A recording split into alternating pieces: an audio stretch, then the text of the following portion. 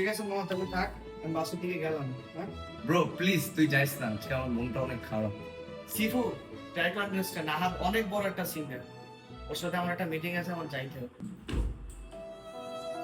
তুই সবসময় আমার সাথে এরকম করস, আমার কোনো খারাপ টাইমে তুই আমার সাথে থাকস না কেন?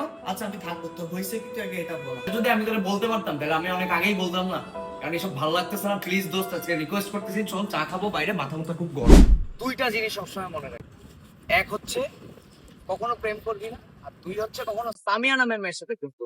আমি আগেই বলছিলাম মামা, সামিয়া নামের মেয়েরা আগে ধ্যাৎ বেটা, ইসলামি করিস। সত্যি। আমার সব জায়গায় ব্লক করে রাখছে, কোনো রিচ করতে পারছিস না। তোকে 5 মিনিট সময় দিলাম, তুই এক্ষুনি 12 নম্বরে আসবি। হ্যাঁ হ্যাঁ আমি এক্ষুনি আসতেছি। এই কই যাস তুই? জীবন মরণের কোশ্চেন সামিয়া ডাকছে, 4 বিলটা দিস, আমি গেলাম। এই বেটা, এই দাঁড়া, তাহলে আমারে ডাকলি কেন? এই দাঁড়া দাঁড়া। তোমার আমার বন্ধু শালা বাটপার কথাটা, যে মেয়ে তোরে ডিস মারছে তার জন্য আজকে আমাদের তো ডিস মারবি। আমি আজকে একটা ইম্পর্টেন্ট মিটিং ছাড়ি এখানে আসছি, তোর পোস্টটা তোরে দিব, তারা মাথায় থাকবে।